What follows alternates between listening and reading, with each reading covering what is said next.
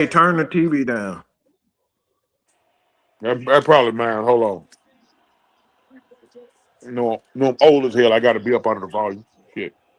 Lord, Lord, Lord, Lord. Yes, the game is still going on right now, but this was just really something nasty that we just saw right here, man. So as we already know, right now as it's going, it is well the game just about over now. So Oh, oh God, y'all need to see what Joe Burrow just did to his Cincinnati Bengals. They're about to uh, drop the 4-9 just like us. I'm sorry. Go ahead. no, no, you good, you good. So pretty much this game is about over. Um, Falcons get curb stomped by the Seahawks 37-9. Um, I don't even know what you can really say about this. Like I said, Terry Lloyd here says funny how both Dan Quinn and Raheem's team are both full of injuries and getting blown out. They both should be fired before midnight tonight. Oh man, that look, it's funny that you say that because I've been saying them dudes are twins and they have the same type of mentality when it come down to how they run things. And one thing that we can say that's consistent is that we have a rash of injuries with both of those guys. It's always a rash of injuries, and it's the good players, and it's always like soft tissue. It's always like hamstring and shit like that, pull groin and all that type of shit when they get hurt. But I'm not surprised by this, man. Like I said, um, it's so fucked up right now. My damn ESPN app don't even want to act right to get so I can look at the stats. So I guess that's a precursor. God damn it. Hold on. I got you on this. I got you on this. Hold on. Let's do this right. But go ahead, Truth, man. What's your thoughts on this, man? Because, like I said, this was not a showing that you wanted to put in front of your home crowd. So, what's your thoughts on this? Gut it out, man. It's over. We gave it a try. It's over. Gut it out. Ain't no reason to fight nobody now. Just let this shit ride on out to the end of the season. I know everybody want Raheem Morris, Zach Robinson, and all them folks fight. Just gonna ride this shit out to the rest of the season. Just ride it out. For what? For what? At the end of the hey, for all these fans out here agitated about us not having no first round pick, go to see we can get one for Bijan. That's the fourth time I done seen since he been here. He don't put the ball on the ground in either in a one possession game, yeah, in a one possession game. But ain't nobody gonna mention that. I will. That's the fourth time since he been here. He don't put the ball on the ground in a one possession game and inside the other team's red zone. You think I'm lying? Just go back and look at it. You ain't got to argue with me on that. Just go back and look at it. Uh, Jake Matthews, his days are numbered over here. If I can't go behind my veteran old tackle and get a 3rd and 1, and he get blowed up, look, man, just go on and gut it out. You can get that first round pick for Bijan. Hey, go on and get you a second round pick for Drake. I wouldn't touch the young goons on defense. Let all them veterans go. Leonard Floyd, we ain't bring you in here to be goddamn to be effing up a first down, a possible first down by being outside. David Onyemata, he on 4th and 1, he just falls into the damn neutral zone. Five drop passes, 5. Hey man, ain't nobody. I still ain't heard enough of the special team coach getting called out. I can hear the head coach get called out, and deservedly so. I can hear the offensive coordinator get called out, and deservedly so. Ain't nobody said, Jack, you know what about no special team coordinator. At least I ain't heard it, or I ain't heard it enough. We done had too many disasters happen on special team. This team here is one big cluster. PHUCK. that kind of clusterfuck. And guess what? Believe it or not, it ain't because they tore the churches down. Because Georgia just won in that building yesterday. So that one ain't gonna work today, y'all. I'm sorry, that's not gonna work today. Gut it out, man. I'm done. Just gut it out, bro. Just gut it out. That's my take on that. Okay. Keenan Harris with the 499 here said offense is breaking. I guess it's breaking this deep. Offense is breaking this defense back every game. A decent offense will keep this team afloat. We're not the 85 Bears 2000 Ravens. And Drip LaFair basically said what I was saying. It's 2020 all over again. It's essentially what we're looking at right now. It's just a whole bunch of mistakes. It's no consistency at all. And like you said, and that is one of the worst showings that you can have, to get blown out like that at home. It's not good, man. Sam, what's happening, man? I want to say this real fast before Sam go. Ladies and gentlemen, boys and girls. OG, hold on before you go. I want to say this real fast. I can't hear tomorrow or later on today that Raheem got this locker room. That out there, the type of stuff that was going on out on that field, he ain't got this locker room. So if you want to believe that, go right ahead. The proof is right before our eyes. Go ahead, OG.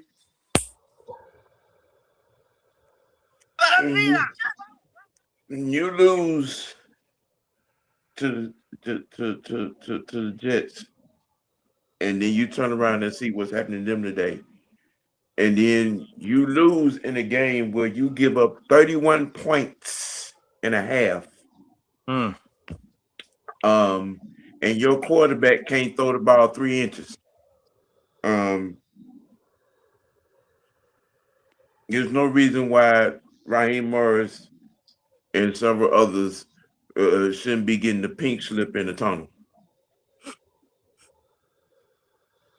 The shit really been over with. But at this point, it is the whatever point that this motherfucker was trying to prove, there is none. Eastern Stick should play the rest of the goddamn season. There is no reason why Kirk Cousins should walk on the field and start the quarterback for the rest of the year. Not none. None whatsoever. However you can deactivate or dismiss Zach Robinson, go on and do it. Go on and do it. There is no belief. There is no hope. There is no want to under this staff. None whatsoever. 31-3 in the second half. Whew. 13-1. 31. You go from tied at halftime to converting one. You converted 1 third down in the second half. One.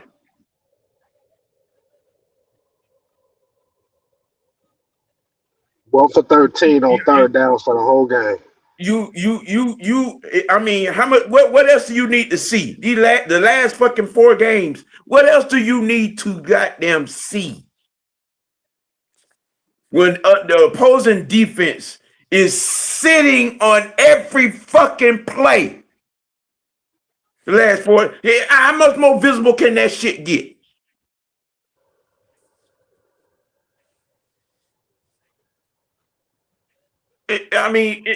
Cleaning the slate ain't even a fucking word to use for what needs to happen right here.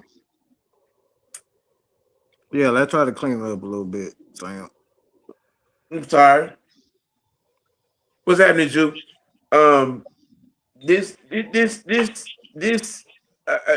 he shouldn't have never had the job to begin with. But if there's a clean, clear cut example as to why this man should get a pink slip in the tunnel and he can drive himself on to Sandy Springs to his wife and keep moving. Mm. What's up, Joe? What up, fellas? What up, OG? What's Hey, happening, bro? man. Hey, y'all said everything. Y'all said everything that need to be said. When I look in this game, let me tell y'all the most disappointing thing. First off, before I even get on these Falcons, the Saints just beat the Bucks. Nobody wants to win this division, bro. Nobody wants to win this division. In the most winnable year, the Mhm. the Panthers got 7 wins. The Bucks got 7 wins. We play them Thursday night, and we can't Yeah. get out of our own way. That's all Yeah. that needs to be said. I put it on Twitter. We're beating ourselves. Bijan fumbling the ball, dropping passes, penalties. Like, bro, don't nobody get off the hook today with me. The coaching staff, nor these players. But what I noticed, the biggest thing that I noticed in this particular game, 6-6 at halftime, fellas. It went on to go for like 24 unanswered points. And what have the biggest thing about we've been talking about all year long? There's no adjustments being made at halftime. None. Clear in this game. If you play them to a standstill in the first half, how do they come out and go 24 unanswered points? That tells me that they went in, they seen what the Falcons were doing on defense. All of a sudden, now we see all these crossing routes where and Jig was in the slot. He running those over routes and he's getting wide open, wide, butt naked, wide open running. Like AJ Terrell in the trail position, it's nothing he can do about those type of plays. What that tells me is they seen what was happening in the first half and they just went in and made the adjustments, and we did not adjust.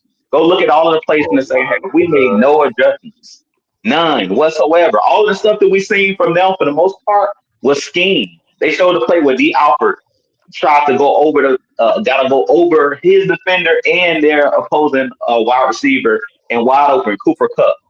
And Kubiak basically ran circles around our coaching staff, and that's because of the adjustments that they make. You seen in this game, okay, they try to throw the screen pass to Seals. They like well, OG just said it. They sitting on everything. When the ball gets popped up like that, and they basically read it up screen, easy pick. We told you, Kirk Cousins' arm is dead, bro. I've been saying that since he got in the game, and we seen it again today. That play that he tried to throw at the end of the game to Mooney, when he's wide open in the end zone, that pass is short. If that's Penix, he's zinging that ball in there. He's gunning that ball in. That's a touchdown. But because Kirk cannot gun the ball in there no more, a lot of these passes are being floated. That's the reason why a lot of these passes are off, because the NFL is a game of inches. Having that quarterback that has that strong arm that can fit it in those tight windows, Kirk Cousins cannot do that anymore. That arm is dead, bro. That's why I said put Easton Stick in there, because one, Kirk Cousins cannot move. For two, he cannot get the ball there when he needs to. Mike talked about it. He literally got to put his whole body into every single throw. And for three, he's an old man and he does not want to get hit anymore. Did you guys see every time somebody's Yeah. coming to Yeah. hit him, he's flinching. Mhm. Every time somebody's coming to hit him, he's flinching up. And that's why they really was trying to punk us. I don't know if y'all noticed, but the Seahawks late in the Yep. game when they just flung Kirk Cousins down, that was an intimidation type move. Yep. They were just Yep. trying to pump us, to be honest, because the game was pretty much over. Woolen standing over Kyle Pitts, getting that taunting penalty at the end of the game. Like, that's a mindset. They just basically tried to bully us, basically. And basically, they did, to be honest. So, at the end of the day, I'm not going to let this team get me riled or get me upset, because we've seen this all season. And this team is just not a good team. At the end of the day, I kept saying we got the talent, but it don't matter if you got the talent if guys don't rise to the occasion. And it starts with the coaching staff. This coaching staff need to be gone, because I don't see how you bring them back next year and they make the proper adjustments to put any players in position to succeed. I talked about the David Seal and not having Drake London, but that's still no excuse. Even with the guys that you have, if you can play them 6-6 at the half, there's no reason why they scored 37 in the game. That's just ridiculous. And then the kickoff coverage, how many times have I said just kick it through the end zone every freaking time? Because at this point, we cannot cover kicks for whatever reason. Y'all continually kick every week to the opposing team. And then what have they done? It stung us in the behind every single time that this happens. The first half, they come right out and run it 100 yards back. Like, that's demoralizing in itself. So I don't really want to hear about coaching when it comes to that. I put that down to run down there and make a freaking tackle, man. I mean, at the end of the day, we've been saying this for how many weeks now that guys cannot tackle on special teams. Guys are not staying in their lanes. That's elementary stuff. I can't even put that on coaching. That's about want to. And we just seeing guys not being disciplined and they're not doing what they're being coached. Because I know ain't none of these coaches telling them to run out your lanes. I know that's not what Marquise Williams is showing them. I know that they went over that in practice this week. That falls on the players at the end of the day. We haven't been good enough, fellas. At the end of the day, as much excuses I want to make for these players, as much excuses we want to make for these coaches, this team is not good. That's what I've come to the realization. No more sticking up for these dudes. Bijan, he's awesome, off the chain, but you cannot fumble the ball in the red zone. That's at least 3 points that you dropped, and you swung more momentum in their favor. As much as I love Bijan, I can't let him off the hook for that. I can't put that on coaching. That's called just hang on to the ball, son. I mean, you learn that high and tight. At the end of the day, it's just everything has bounced the other way. For whatever reason this year, this is not the Falcons' year. For whatever reason. I don't know what it is, but anytime, even if we do something good, look at last week's game against the Jets. Justin Bates talks about it. We send the pressure. He hits the quarterback's arm. The ball pops up in the air. And somehow, some way, Alan Lazard is right there to catch it and get a first down.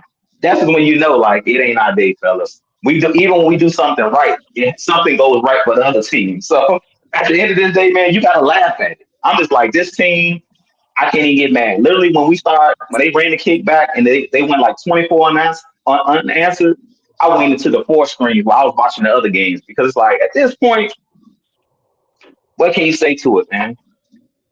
We broke it down. We dissected it 100 million ways. But this team consistently, every single week, what we say, do not beat yourself. When you turn the ball over, that will get you beat. And that's what this team consistently does. Beat themselves.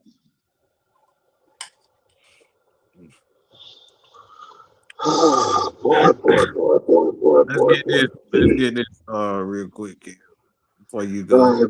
BP said delete the whole coaching staff once the season's over. We need to move our Thursday night game. No need for more eyes to see this embarrassment. Money's already spent on that, so that ain't gonna happen. Well, We got T. Lloyd here. Not addressing the special team this year is enough by itself. Get Raheem fired, but you fired Ike Hilliard. And I'm gonna say this. You at this point, you gotta look at everything. You gotta look at trading Penix. You gotta look at what you can get and what teams are willing to get for Bijan, Drake. You gotta look at the front office firing Terry. You gotta look at firing Rich McKay. You just gotta look at starting over because like as much as I like what I see on this team, you do have some pieces on the defensive side of the ball. I mean, you still got Chris Lindstrom. You still got a young stud in our guards. You still have Caleb McGarry, who's still there. But I don't know how long he's going to be here. So there's a question whether or not we'll have even 2 tackles next year. Because to be honest, Jake Matthews might decide he just retired all of a sudden. Like I said, it's a lot of stuff with this team. You just got to be honest with. Although we have a lot of young nucleus, us not having the first round pick, it's not one of those things that's gonna destroy us, but it's something to.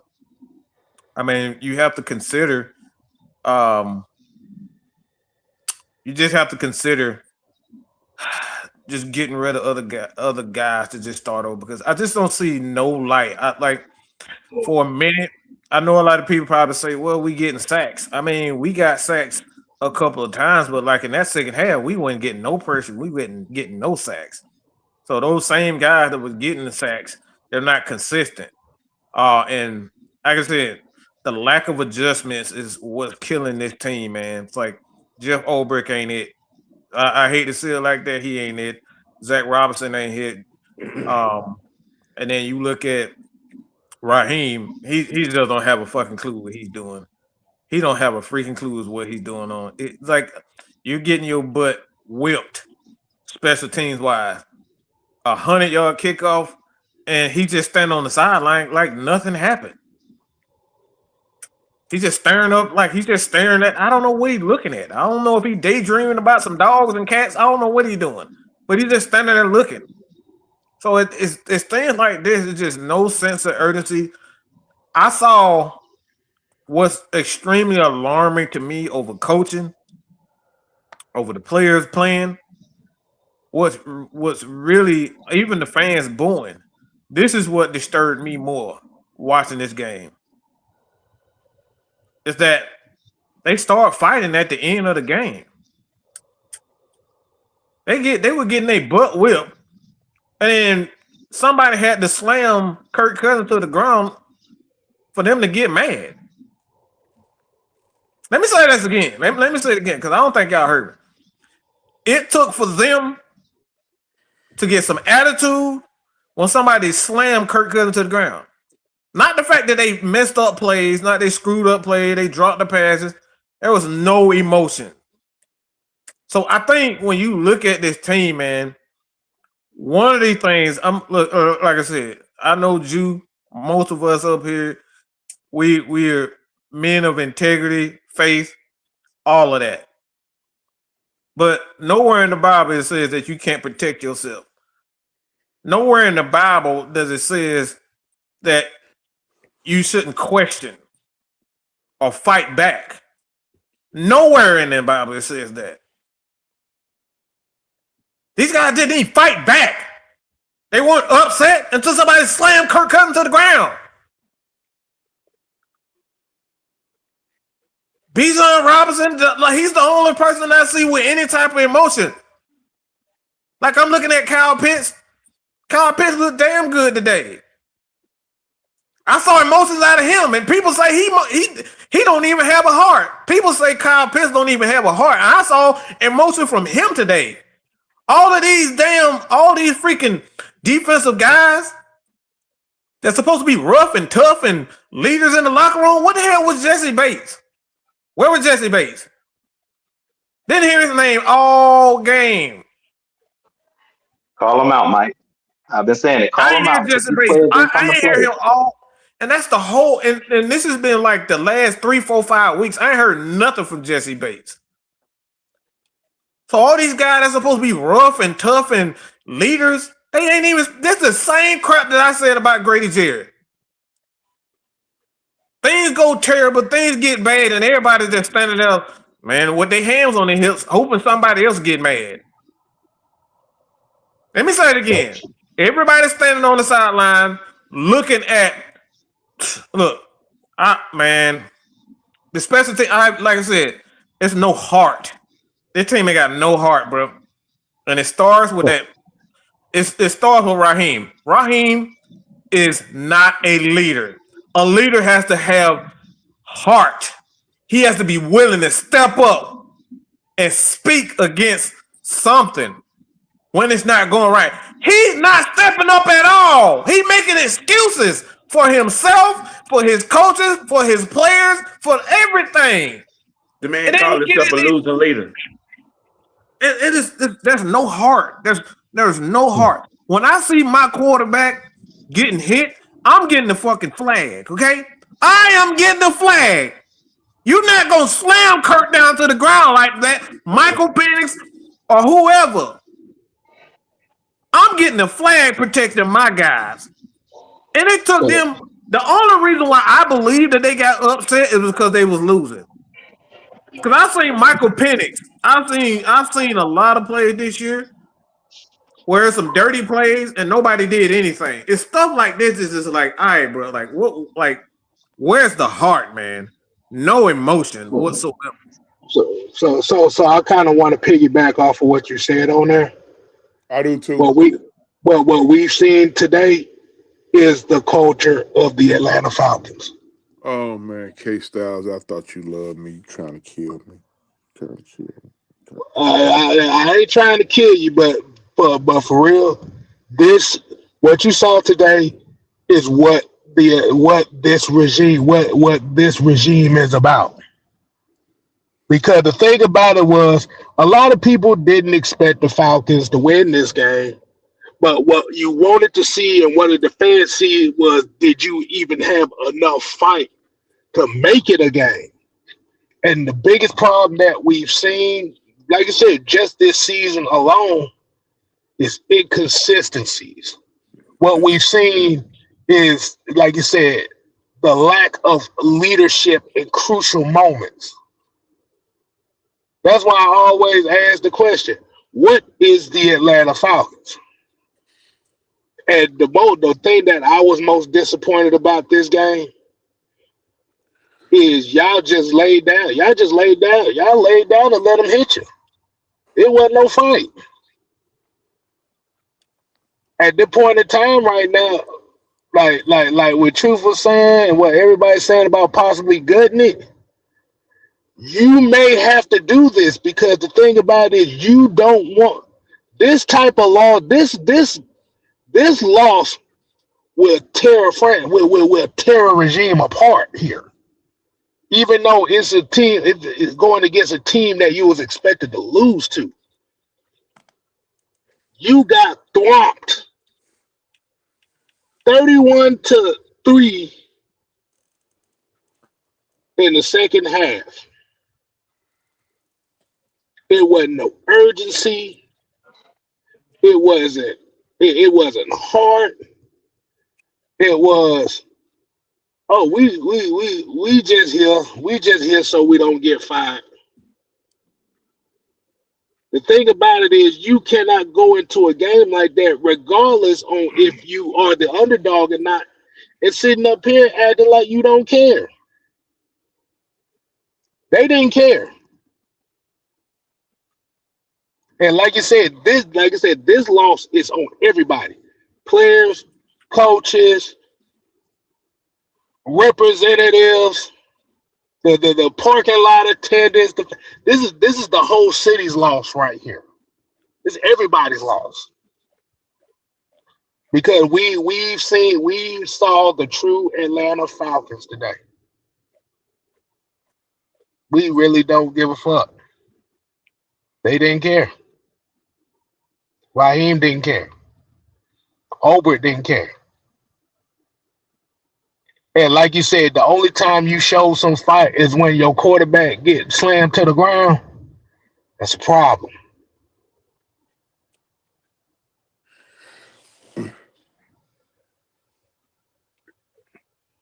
Pride will kill. Like you said, pride is a motherfucker. It's one thing to have pride and say, okay, I'm not finna let, like I said, I know I can't beat you, but I'm not going down without a fight. It's worse to say, okay, I know I can't beat you, so I don't care. That's the worst thing you want to see on that football field. Mm-hmm. Mm-hmm. We got John here. Even Arthur Smith, when he knew he was gone, still got in the face of the Saints coach. And that, like, this went what out I'm like a talking about. G. There's no that's what I'm saying. It ain't no heart. It ain't none. Like there's no emotion from these guys. Like, and Arthur Smith knew he was fired. Even when he knew he was pretty much gone, he still he went knew out. he was fired. And it's stuff like that that's just like it's stuff like that that's just bothering me, man. He was a fake tough guy though. Well, I would take a fake tough guy that I know ain't gonna have no quit than a guy that's supposedly nice that's willing to lay down and bend over. I'm just gonna be honest. 1, 2, 3, 4, 5, 5, 4, 3, 2, 1. 1, 2, 3, 4, 5, 5, 4, 3, 2, 1. 1, 2, 3, 4, 5, 5, 4, 3, 2, 1. Okay, all right. What's up, Will? It's go ahead, Will. Yeah. Lots of things are up right now, boys. I don't even know where to begin. I've tried my best to save some in my voice because I did promise to jump on with you tonight. But where do we even begin with this inept, inadequate shit? Probably with Raheem selling it the same way he always does by staring at the fucking scoreboard but refusing to see the score. Apart from that, like we were talking about, are we willing to sacrifice Jeff Ulbrich to get a full reset? And at this point, as we all due respect to Coach Ulbrich, I would say yes, because something's got to change. This is not near good enough. And take the injuries off the board. There's no accountability. There's no will. There's no level of adjustment whatsoever. And we are wasting the primes of some potentially generational talents. So that's kind of where I'm at with it. So to surmise, yeah, I'm pissed. But how are you boys? What's happening? What's happening, Will? Oh, you know me, man. Just going crazy with this football team. You really eloquently put. I love how you eloquently put that, Will. I love it, and I respect you for it. Well, I didn't want to come in screaming and swearing. Right, not right off the bat, anyway. No, I'm not gonna scream. I'm not gonna scream and swear. I'm just gonna. I'm just finna hit everybody with a heavy dose of the truth, the whole truth, and nothing but the truth. No pun intended. The Atlanta Falcons just played their 71st game in the Mercedes-Benz Stadium. They today made it 32-39. There lies your problem. We don't establish no dominance at home. The Falcons have won 2 games in Mercedes-Benz Stadium this year. 2 games. The Georgia Bulldogs have won 2 games in Mercedes-Benz Stadium this year. That's your problem right there. Compare and contrast 24 hours. Yesterday this time, when a running back was 4 yards short of the first down, his whole offensive line came and pushed him 10 yards. I see Bijan Robinson or Tyler Algier catch a ball out here in the flat. Ain't nobody over there, but Kyle Pitts and Nobody's helping. Nobody's helping. 8 Seattle defenders. I watched Cash Jones, who us Georgia fans, we give him the blues. I got my thoughts why, but we're gonna keep that. We're gonna keep that under wraps. They give him the blues. You said it right. They give him the blues, but down on the goal line when Garner trying to fight for a first down, Cash Jones came in and pushed a linebacker back because of the want to. Ain't no want to here, man. Ain't no want to, man. They just look, man. A lot of them cats, they glad to be here in Atlanta because it's a party city, bro. I'm just calling it what it is. They glad to be here. Man. Let me get this real quick. Truth, look, man. I don't care nothing about being right. All right, so I appreciate it, man. You being man enough to say it, but I don't care nothing about this. We've told you, and I don't create content to be right all the time. Even though I'm right a lot of the time, okay? I'm right a lot of the time. But I don't create the content to be right. I create content to make sure you guys are informed of the reality. I'm never wrong. But I'm sorry. Go ahead, Mike. I know. Look. I get it. I get it. But this dude was never qualified to begin with. You just look at, like I said, you be honest about what he's done in his career, and it's just he hasn't been a coordinator. That right there is a huge red flag. Most of the great coaches that you see and coaches right now, there has at least been a coordinator at least 3 times. At the very least 3 times. This dude hasn't even done that. And when he was a coordinator, he wasn't even good at it. When he was the head coach, he wasn't even calling plays, bro. Mike, and this is anybody on the channel. How old y'all when y'all found out that out of everybody who's on that headset on February the 5th, 2017? Everybody know what day that is. We How old know. y'all when y'all found out he the least qualified out of all of them? Out of all of them, You got the guy in Green Bay. He 8-4, trying to go 9-4. You got that person out there in San Francisco. That's all I got to say about him. You got the guy down in Miami who's having an off season, who's having an off year. He may lose his job. And even Dumb Dan came in his first year and took the Redskins to the playoffs. And then we got this guy here. How about the guys who was available, not named Belichick, when we hired him? One of them was the guy we faced today, right? Was Mike McDonald available? Mm-hmm. Then we look right past him. What about the guy in Chicago? What about the guy in Chicago? Mhm. Then we look past him.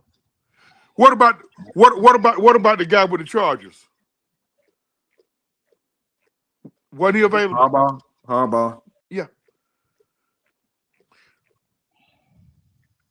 We looked past a lot of people that was actually qualified, and And we that's settled the thing about it. and we settled for this dude here. We settle for symbolism and feelings. in the NFL. But how would you feel about that, boys? Just to kind of throw a spanner in the works for you. We hired the least accountable, the least reliable, the least that had the least amount of anything on his resume that said he would be a head coach. Hell, he lost Aaron Glenn. He was available too. What? How about that? Like you said, the thing about it is they fail for the PR. The PR behind Raheem Morris. That's exactly what this was out. That's all Raheem was a PR hire to make everybody feel good and to make them look good. Because they were so butthurt about how Arthur Smith wouldn't let them paint him into a corner.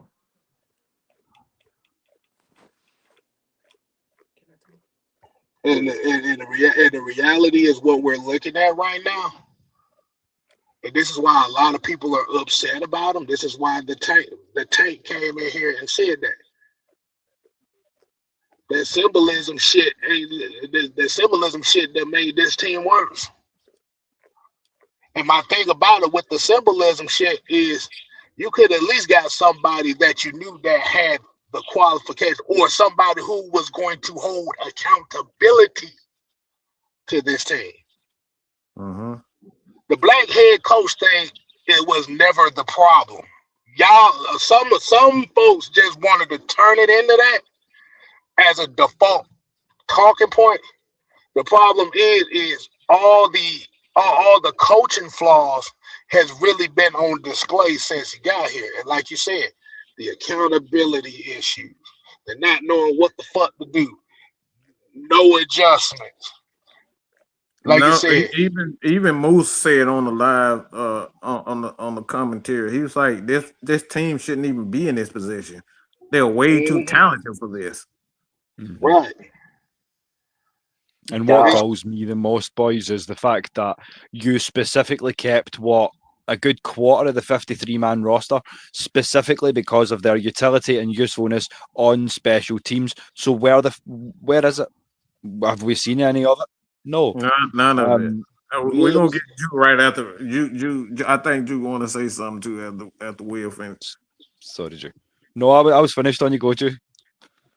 Nah, you good, man. Like at the end of the day, man, it comes back to what y'all said. The biggest problem with this team. First, let's start with the front office. We have to stop wanting to be comfortable.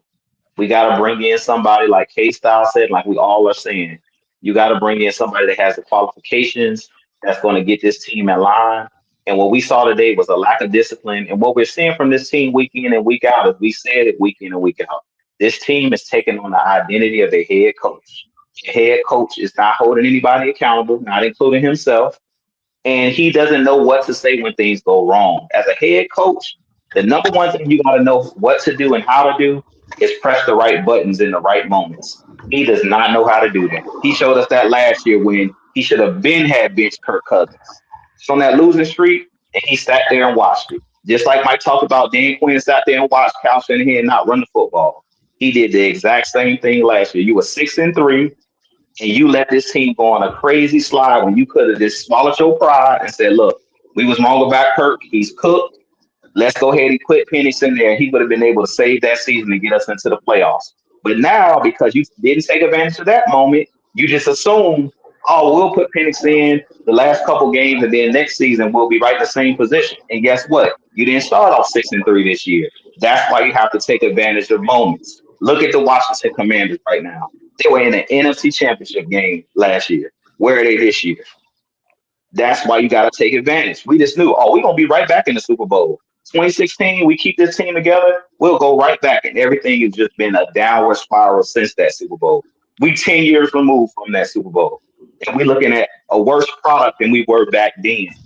It starts at the top. These guys are going to have to look themselves in the mirror and say, guess what? Raheem Morris was the wrong coach. Fire him after this year, period. I know Arthur Blank likes to give guys 3 years, but that you're going to have to do something different this time.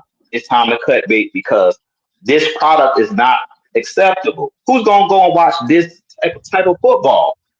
We do it because we're diehard fans. But the casual fan, they're going to say, I got other stuff that I can do on a Sunday in Atlanta, then watch this team lose week in and week out. And you don't even perform, as he said, even at home. This is getting done to you on your own home field. You show no heart. You show no fight. That's ridiculous. That's ridiculous. They deserve to be booed off the field. If you can play a team 6-6 at halftime, there's no reason why they come out and score 30 unanswered. That's unacceptable. That's a fireable offense right there because that tells me these players have lost hope. They don't even believe in what you're talking. Did y'all see how AJ Terrell was looking when they zoomed in on him on the sideline? He didn't look like he was even listening to his position coach. The coach was standing in front of them talking, but he looked like his eyes was glazed. He was like, over this, bro. I done heard this spiel, and it does not work. I tell people all the time, the reason that how a coach can lose a team is when you telling them to do something and it's not working. They're hearing the same message week in and week out, same message, same message, same message. And once these players figure out, man, this dude don't know what he's talking about, I ain't listening. I gotta interrupt you, dude, because I got a quote. And that was mainly what I was talking about right there. See, this is why he got to go. And I gotta say this right now. Raheem has created a bitch mentality around here. Because listen to this. This is Mark Raimondi on Kirk Cousins. Kirk Cousins was asked if it's time for someone to throw a chair across the room or something like that to light a fire. Kirk Cousins said maybe so.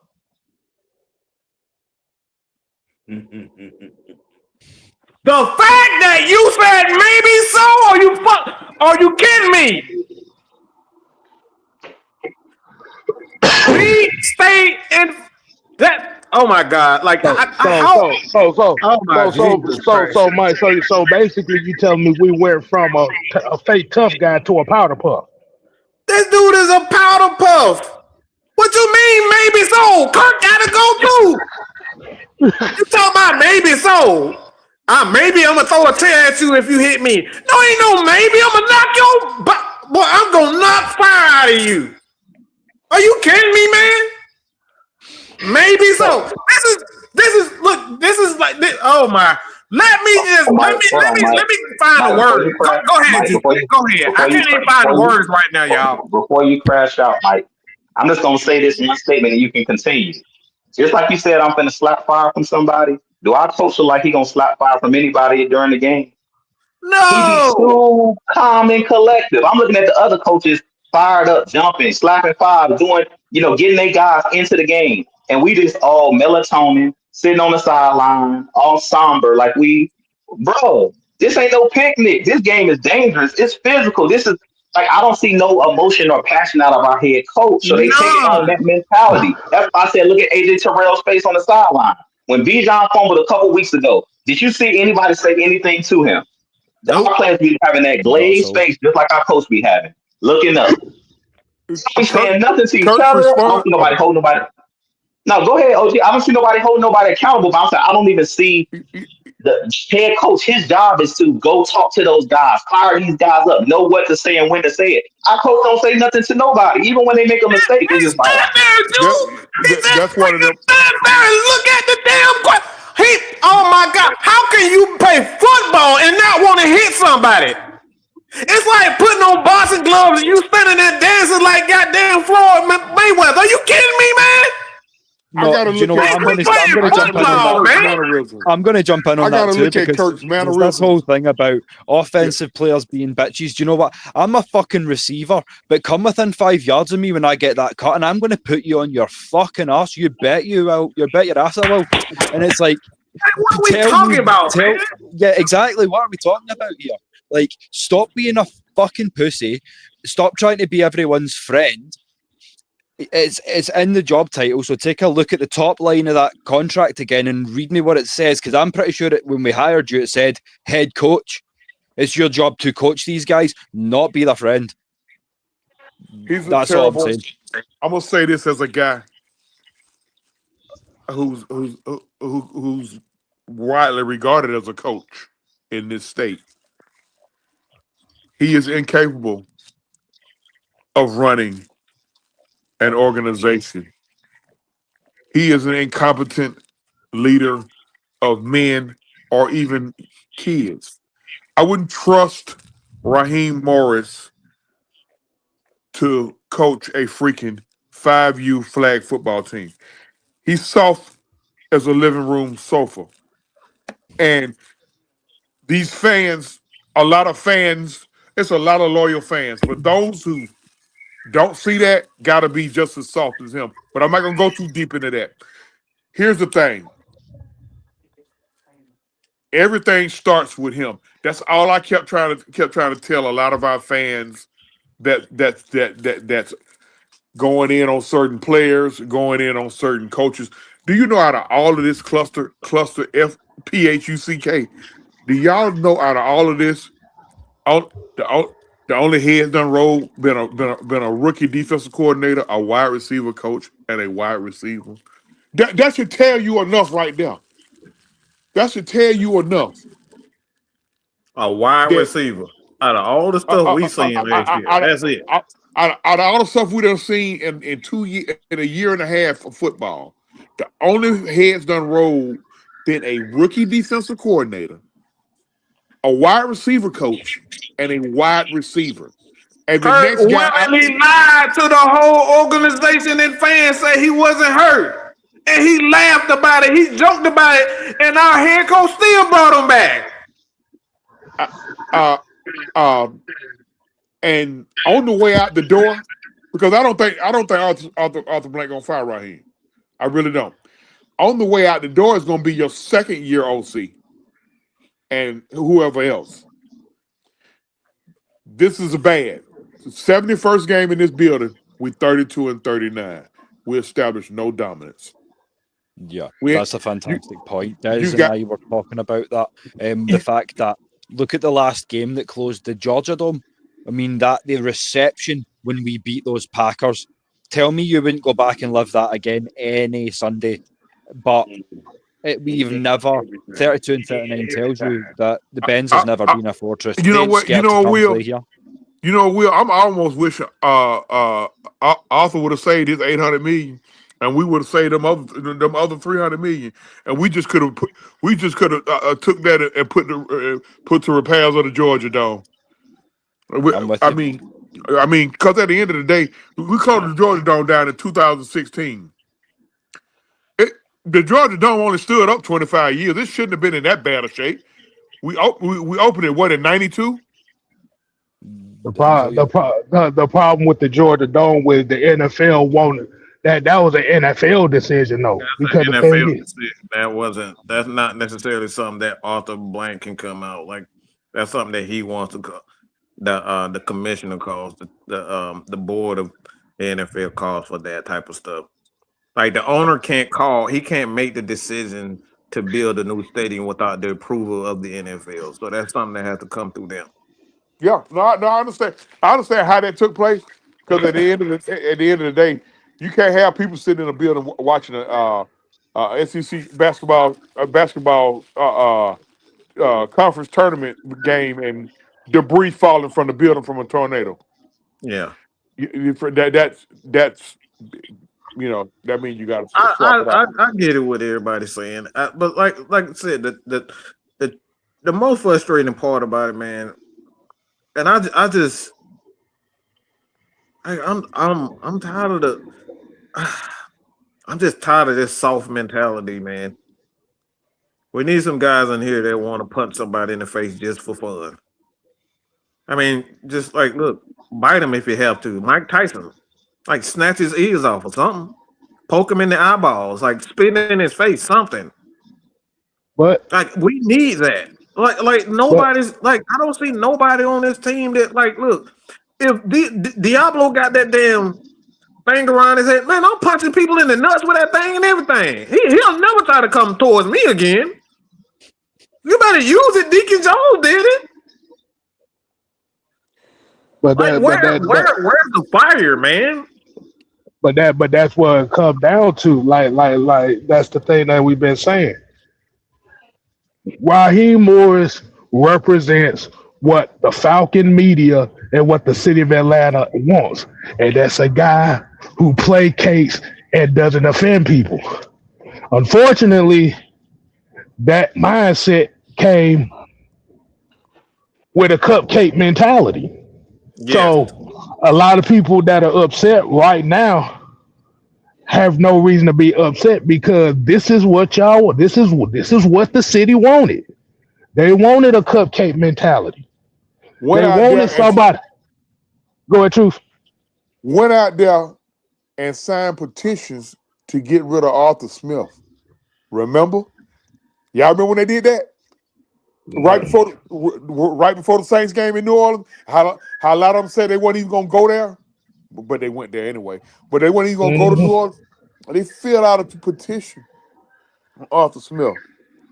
Arthur Smith Falcons never looked this bad. No, he didn't have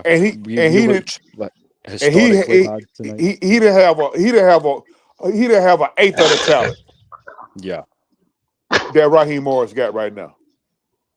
100%, and it really like if I had to pick one guy, Truth, who really embodies that whole mentality of cupcake and there being no will and no fight, I'd say Kyle Pitts. How are you going to stand there as a man and tell me that you are 6 feet 6 inches tall, you weigh 250 pounds, and you cannot stand in another man's way and thrust your hands into his chest?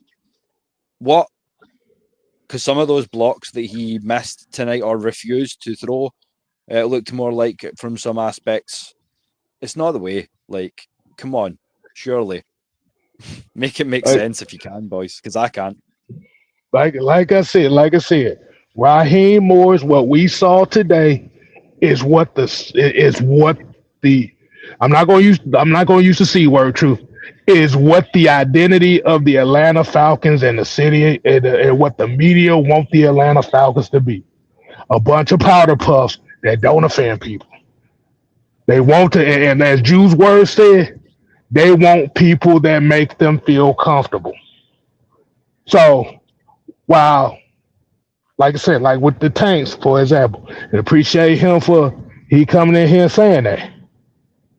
This is what y'all wanted. Y'all wanted this. And unfortunately, when it comes down to a season of expectations where the team is supposed to take the next level, we look worse than the regime before. Yes.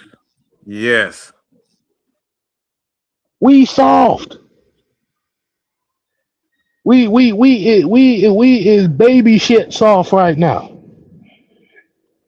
And like you said, and that ideology of being comfortable, and we don't want nobody to be snarky with the media or nobody to be mean to everybody. This is the result of that. So Falcon fans can't get upset because this is what the majority of the city wanted, and we saw this shit get displayed against Seattle. Then you got to turn around and do this shit on Thursday Night Football. Mm-hmm. Hey fellas, I don't know if y'all finna get ready to wrap this thing Yeah, up, but I got to run, so I just want to say one more quick thing, and then I'm gonna jet up out of here. But y'all all hit the nail on the head. All I want to say is this: we should have known we was in trouble with Raheem Morris at his first press conference when he said, when they asked him the identity and his vision for this team, and he came up there and said, "Well, I'm not gonna set the identity. The players are." That's the problem right there.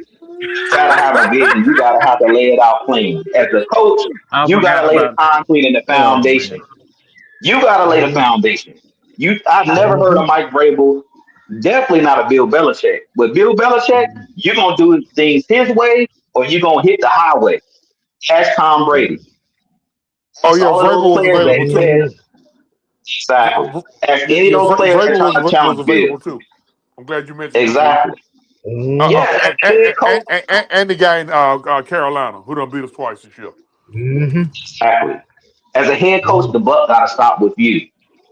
As a head coach, everybody got an answer to you. And when you coming in with this willy-nilly mentality, you have to set the foundation. So whoever the next head coach is, you got to lay the framework for what this Falcons team is going to look like. You go get the players to fit the mentality. You don't let the players on the team choose the mentality of your football team. That's what he was talking about. His rolling.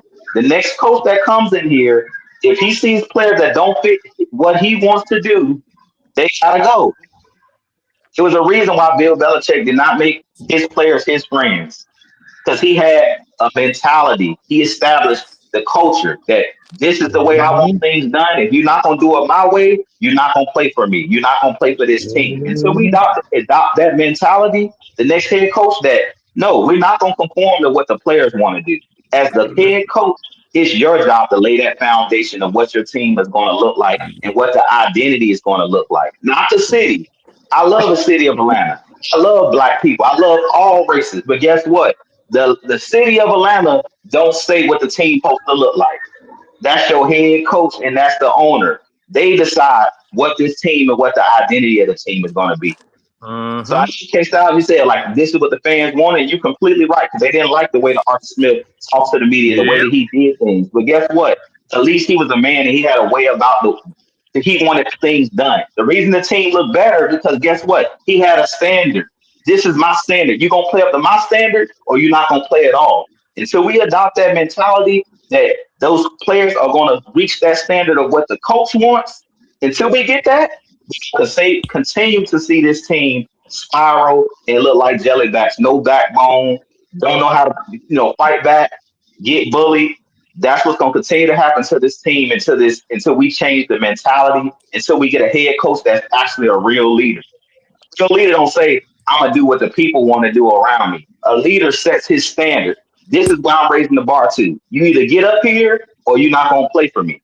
Period. Yeah.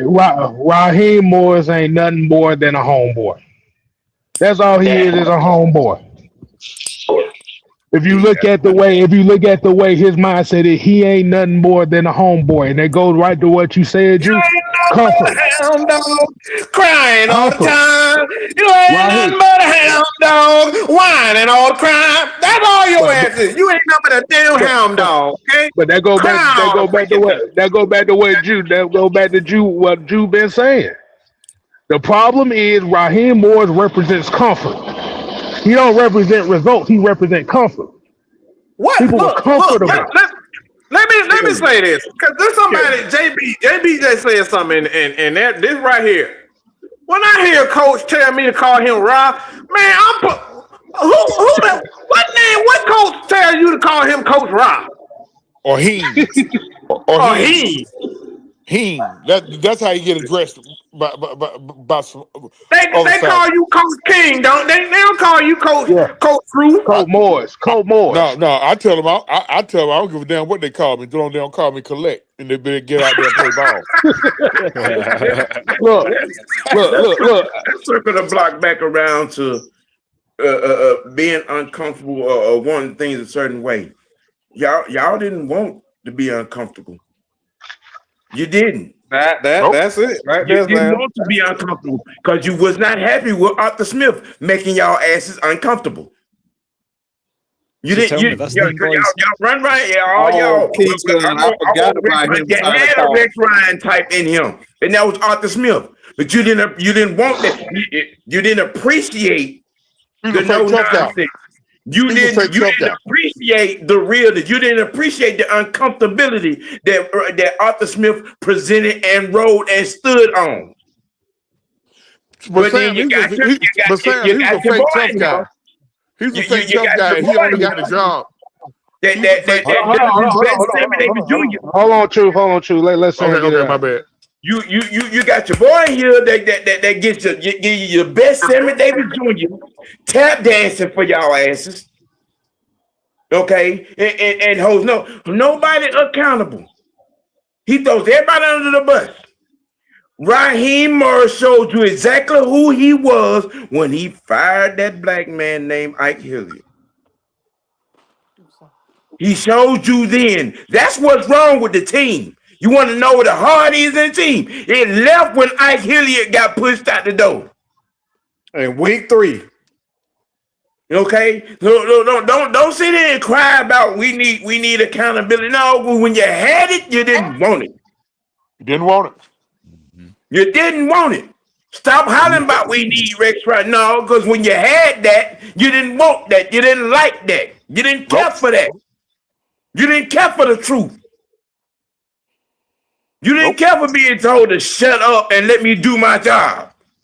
But Sam, we got a black GM, a black head coach, and a black quarterback. We should be Man, to go play in traffic with that BS. But here's the thing. I think we had got clarification on this right around when he first got hired. Remember the heavy hitter show that we had? Where shout out to Rock Riley, Yep. who came out and said that Raheem Morris was the type of coach that used to go out to the clubs and strip clubs with his players. Yep. This is that the was guy correct. that has been covering the Bucks for almost 20 years. He said this. Jim Moore 2.0. Jim Moore pulled up in practice, riding in D'Angelo Hall's Lamborghini. Mm-hmm. So You can't make this up, y'all. This is what it is. I mean, well, that was the story in Champa that Rod had rode down with a couple of players down the South Beach and went to Club Live. Just saying. The more you know. Mm-hmm. I'm just like I said, it's embarrassing. Oh my gosh. all right, I'm done. I'm done. I don't even know where else to go, y'all. Like I honestly don't know where else to go. So we'll start with Will and we'll go around the horn, man. To Sam, Truth, K Styles, and then I'll close it out. As I say, boys, I appreciate y'all as always for having me. It's always good to get on and talk with the Alliance, even if the scores aren't up to par. And there's very few times where it has been this season. As the gentlemen have just put it so eloquently, I'll just piggyback that if I may. So, yeah, this is what you wanted. You wanted everybody to be all pally when the job title says head coach. You wanted a team that had no accountability and that everyone was your friend, and it was all just happy, joy, and that's not the way that football works, I'm afraid. So with that, I'll pass it on. But as always, you can get me on pretty much anywhere that you do your socials at Will the Thrill Waddle. Anything that Mike and the boys are doing, you'll find me there. Catch me over at AFN International, Scottish Falcons now as well. And also stay tuned if you've not subscribed yet to the solo channel, because I'm launching The Real Spill, which is where I'm getting into wrestling, music, all that good stuff. So a lot coming down the pipeline, but to echo what Truth said as well, I don't mind what you call me, just don't call me tomorrow because your boy's going to be asleep. I will. All right, Sam. Tomorrow, tune in. Heisman talk, college football playoff talk, And why I'm pissed off at the committee, they did that bullshit anyway. They slid them damn Crimson Tide in there with 3 losses anyway. We gonna talk about that and more. Mendoza. Yeah. Wow. They slid their Crimson Tide in the playoff. I wish I could be surprised, but I'm not even surprised. Yeah. The Mendoza sealed the deal on his Heisman Trophy on yesterday. And that's going to be pretty much NCAA Mad Monday. Y'all tune in for that on Miss White Network tomorrow. True. Returning will be nothing but the true ATL weekend review. We just gonna cover what went on over the weekend. I'm not gonna go in too deep. We're just gonna cover the game. We're gonna cover what happened with Georgia, what happened, what's going on with the Hawks, what happened today with the Falcons, and I'm just gonna lead y'all into Mad Monday with the OG, and then the fellas come back at 6 o'clock. There will be no exclusive World of Wrestling this Thursday because the Falcons do have a Thursday night game. I'm thinking about still keeping that show going. Why the never mind. At any rate, I'm gonna say this in closing. Fans, go look in the mirror. And Mike done got on me a bunch about taking shots at the fans. But see, at this point, I ain't got to take a shot at you no more. Now, all you got to do is just go look in the mirror. Because like Sam said, Arthur Blank giving y'all everything that y'all asked for. Y'all want it. Y'all wanted this. This is what y'all asked for. Y'all wanted all this goddamn symbolism. You got it. You got a black GM who's about to get fired. And I don't think he should get fired. You got a black head coach who's about to get fired. You got a black quarterback on a third knee surgery. Those are the facts. And we got 2 guys, at least 3 guys, maybe 2 or 3 guys on this team that are regarded top 5 of their position. That's gonna probably be gone. The right person or the wrong person get in B.J.R. Robinson ear, he's gone. That first round pick y'all complaining about. Well, he's right now he's a rookie. He's the rookie leader in sacks. So that's where that first round pick went. But if it's all about get back in the first round, you'll get a first round pick for Bijan. Gut it out. I don't see no other solution. We don't listen to. We don't tried all the other solutions. Gut it out, and gutting it out. Now, ain't no. Don't sound like the Hawks fans. He's untouchable. No, everybody's touchable when we looking like this. Everybody. And guess what? I done went on record 3-4 times this year and said number 7 is the best player in professional football. But that's the 4th time I done seen him since he been here put the ball on the ground and cripple the team for the rest of the game. The score was 16. Hold on, I'm sorry, 13-6 when he did that. 13-6. No, hold on. Yeah, it was 13-6. We just gave up the kick return, and he caught the ball up going inside. Timeout, Jerry. I'm still waiting on him to fumble the ball. So you can't get mad at me because I done bowled my neck and stuck my neck out and said I think he's the best player in professional football. But the few errors that he's made been critical. Kyle Pitts catch the football. I'm kind of old school with it. I don't hear jack shit about no goddamn quarterback when the ball hit the receivers in his hands. I don't give a catch the ball first.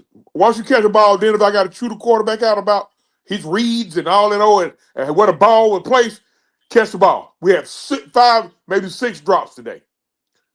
But that's a direct reflection on your. That's a direct reflection on what's going on the sideline. Ain't nobody around there fearing their job.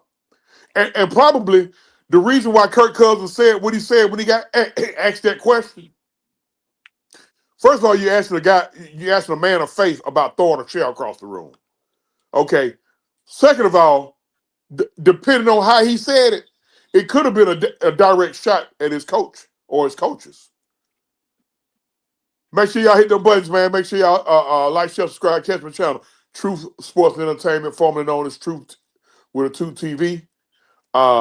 Make sure y'all holler at me, man. I got to play catch up with Sam. Sam done got bougie on me. Sam done kicked out. Cut a fart and left me. He about 60. He about 60 goddamn subscribers ahead of me. That's all I got. All right, man. With that being said, man, I don't have nothing else to say. I may have a post game reaction to summarize all my thoughts. Booty. No later than 7 o'clock. I'll have that out. But hey, man, look. At the end of the day, you just gotta grow some. I think at the end of the day, Ass. when you yeah, or definitely ass.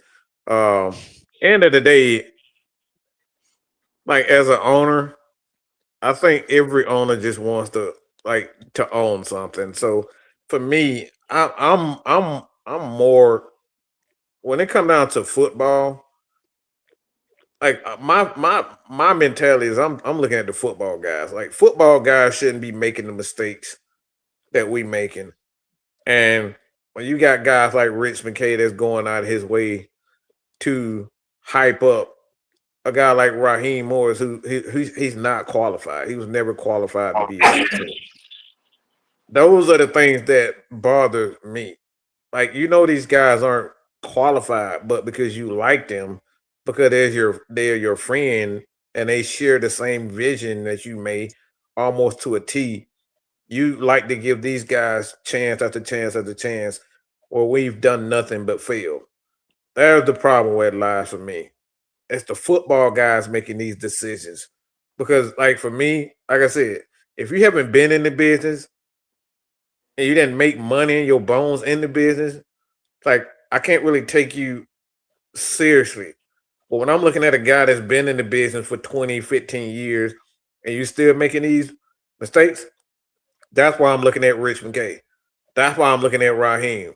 That's why I'm looking at Terry Fontenot. Like these guys have been in the business. They've been around. Like Terry Fontenot been around a successful organization that won a Super Bowl. So he knows what it takes. And you're trying to tell me with a straight face that you guys decided that Raheem, who doesn't have these qualifications, y'all decided to hire him as a head coach? Nah. It's hard. It's hard to get past the football guys. And we can point the finger at the owner and all those guys, the investors, but when I'm talking to the football guys. I'm talking to people who actually been in the trenches and been in the war. I'm not talking to nobody who just got $1 billion. I want guys that actually been in the trenches. And that guy ain't been in the damn trenches and Mr. Blank. He's a guy with money. All right. He's nothing more than Tony Khan, okay? That's what he is. Tony Khan need to surround himself with some guy. I'm being honest. He's nothing but Tony Khan. I love Arthur, but he's Tony Khan. He's just a man with money. Just stick it in there and turn it. Why don't you? He's a man with money. That's it. That's what he is. He's a man with a lot of money. He can buy a lot of teams. He can buy a lot of players. He can buy all he is. He ain't nothing but Tony Khan, man. That's all he is. All right. And like I said, at the end of the day, you got to get guys in there that been in the trenches. And that, my friend, is the bottom line because, man, Mike said so. We out of here. Appreciate everybody for joining us. We got a few more games left for us of this torture. Hopefully it won't be torture. We'll end the season a little better than what the hell we've been witnessing. But good God almighty, we out of here, man. I'm tired, y'all. I need to get something to eat. Peace.